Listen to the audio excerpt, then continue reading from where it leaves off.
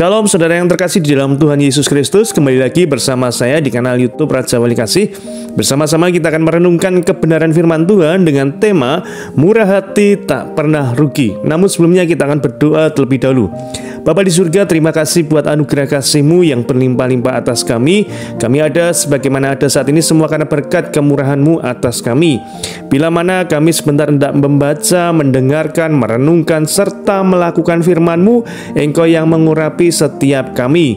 Kami percaya firman-Mu ya dan amin. Firman-Mu pelita bagi kaki kami dan terang bagi jalan kami. Kami percaya juga ketika firman-Mu disampaikan, saudara-saudara kami yang saat ini sedang sakit, Tuhan sudah sembuhkan. Mereka yang sedang berbeban berat, Tuhan beri kelegaan.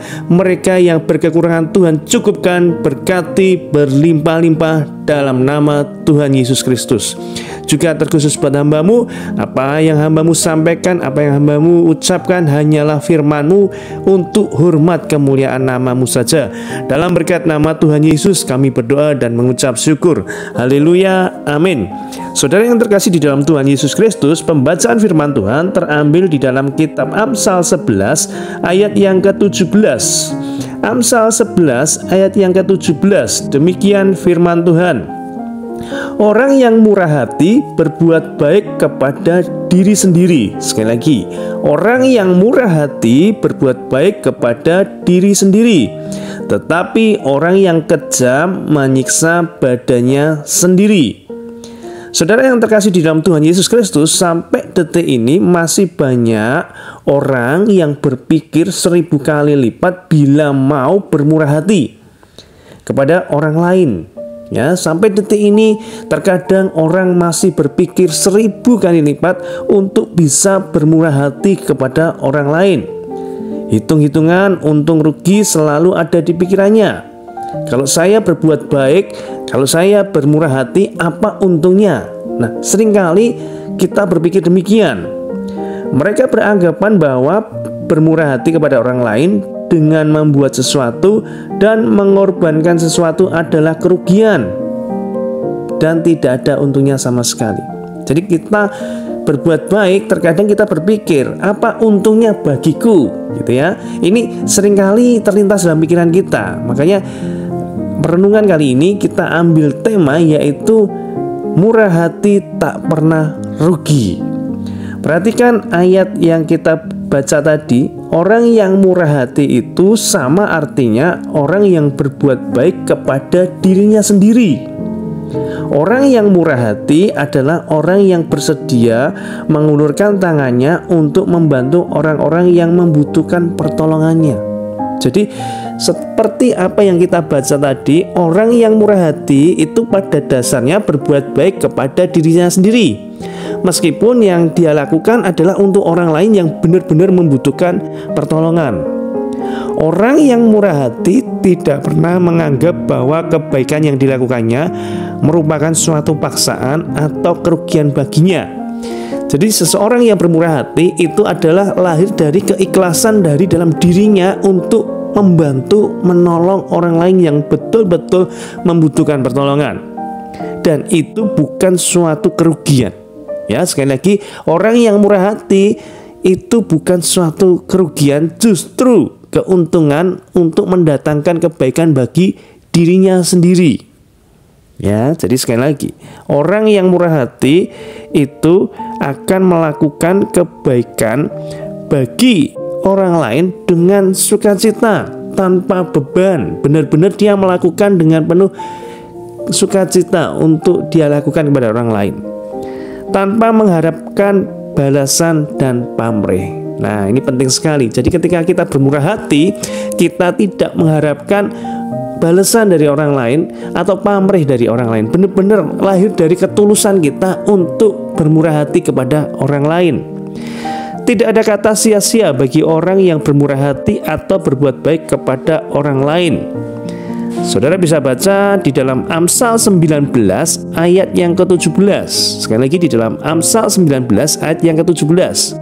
Siapa menaruh belas kasihan kepada orang yang lemah, memiutangi Tuhan yang akan membalas perbuatannya itu. Ingat, Tuhan itu tidak pernah berhutang. Tetapi ketika saudara menaruh belas kasihan atau bermurah hati kepada orang yang lemah, pada dasarnya saudara itu memiutangi Tuhan. Firman Tuhan demikian. Nah, ketika saudara memiutangi Tuhan, Tuhan itu akan balas. Tuhan tidak akan pernah berhutang, tetapi Tuhan akan balas kebaikan yang sudah saudara lakukan kepada orang lain.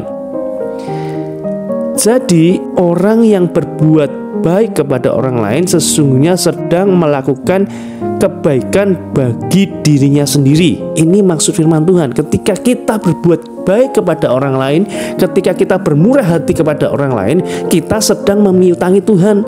Dan Tuhan tidak akan pernah hutang pada kita, tetapi Tuhan akan membalas perbuatan yang sudah kita lakukan, tentunya dengan kebaikan-kebaikan dalam hidupan kita. Jadi ketika saudara berbuat baik kepada orang lain, jangan pernah berpikir untung ruginya. Pokok saudara lakukan dengan tulus, pokok saudara lakukan dengan penuh sungguh-sungguh, dengan sukacita, dengan tanpa mengharapkan balas pamrih, maka saudara akan dibalas yang baik daripada Tuhan. Ya, jadi luar biasa sekali tentang ayat ini. Dan sekali lagi, camkanlah ini. 2 Korintus 9 ayat yang ke-6. 2 Korintus 9 ayat yang ke-6. Orang yang menabur sedikit akan menuai sedikit juga, dan orang yang menabur banyak akan menuai banyak juga. Ingat prinsip hukum tabur tuai. Ketika saudara menabur banyak, maka saudara akan mendapatkan yang banyak. Dan ketika saudara menabur sedikit, maka sedikit pula yang saudara dapatkan. Kehidupan ini tidak lepas namanya hukum tabur tuai. Apa yang kita tabur pasti kita tuai. Orang yang bermurah hati banyak akan menuai murah hati yang banyak. Tapi ingat sekali lagi, ketika saudara bermurah hati, jangan pernah mengharapkan balasan atau pamrih. Lakukan itu dengan tulus. Maka Tuhan sendiri yang akan membalas kebaikan dalam kehidupan kita. Jadi nats firman Tuhan yang kita baca tadi, orang yang murah hati itu pada dasarnya memberi kebaikan pada diri sendiri. Karena apa? Mengandung prinsip hukum tabur tuai. Apa yang kita tabur kepada orang lain tentang kebaikan, kita akan juga menuai tentang kebaikan. Firman Tuhan sangat jelas sekali bagi kita.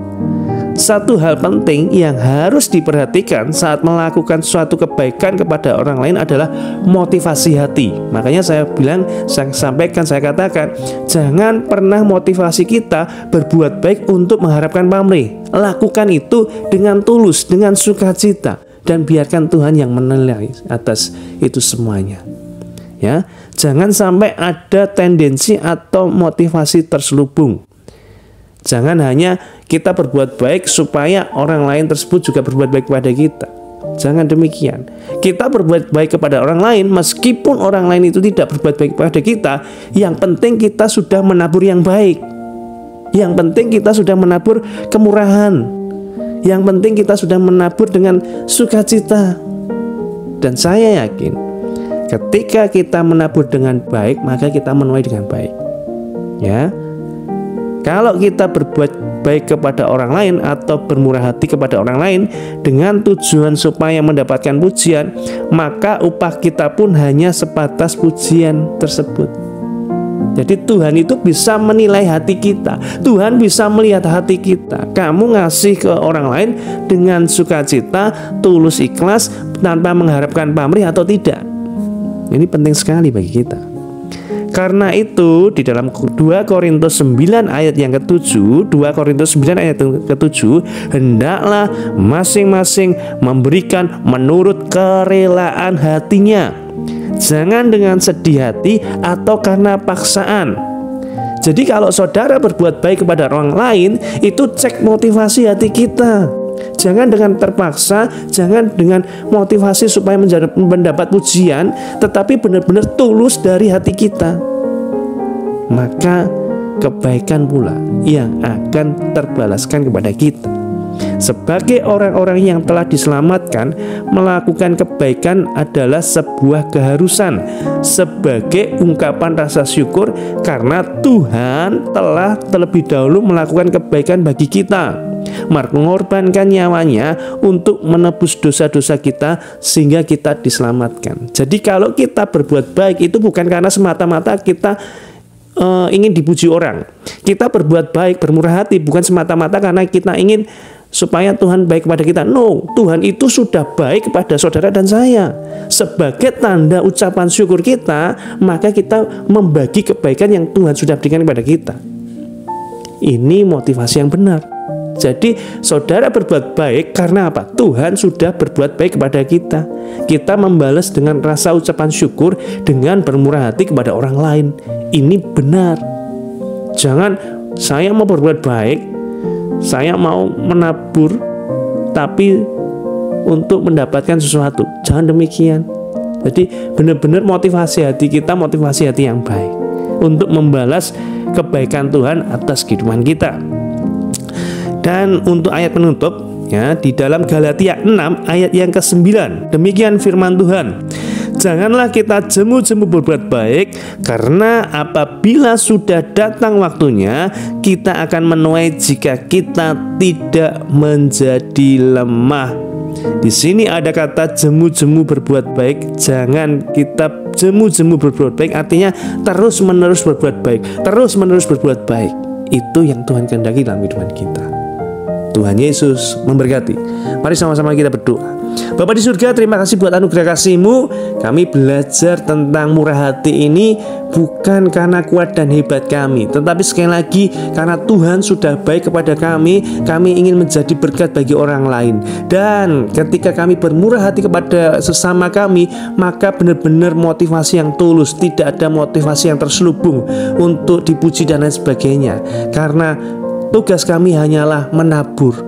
Kami menabur dengan tulus, bukan dengan paksaan, tetapi dengan penuh sukacita. Itu yang Tuhan ajarkan kepada setiap kami. Ampuni kalau selama ini kami bermurah hati, mungkin ada motivasi yang kurang berkenan di hadapan-Mu Tuhan. Kami bermurah hati karena mungkin orang lain sudah bermurah hati kepada kami, tetapi biarlah kami terlebih dahulu bermurah hati kepada orang lain, meskipun kami belum mendapatkan apa yang menjadi balasan atas perbuatan kami, tetapi kami percaya kami melakukannya dengan penuh sukacita. Biarkan Tuhan sendiri yang bekerja atas kehidupan kami. Sekali lagi, ajar kami untuk hidup bermurah hati dengan motivasi yang benar, yaitu membalas cinta kasih Tuhan dalam kehidupan kami tanpa kami mengharapkan balas pamrih apapun. Jadi benar-benar murni dalam hati kami untuk memberi kebaikan bagi mereka yang membutuhkan. Dan kami bersukacita ketika kami menabur, sebab kami percaya sukacita menabur itulah yang menjadi sukacita dalam kehidupan kami, Tuhan. Engkau yang telah menguatkan kami, Engkau yang telah memberkati kami, Engkau yang telah melimpahi kami dengan kebaikan, maka kami mau jadi berkat bagi sesama kami, dan hanya nama-Mu Tuhan Yesus yang dipermuliakan saja. Terima kasih Tuhan Yesus. Urapi, berkati saudara-saudara kami yang saat ini tengah dalam pergumulan. Mereka yang sakit, Tuhan sudah sembuhkan. Mereka yang berbeban berat, Tuhan sudah beri kelegaan. Mereka yang berkekurangan, Tuhan sudah cukupkan. Berkati berlimpah-limpah dalam nama Tuhan kami Yesus Kristus. Haleluya. Amin.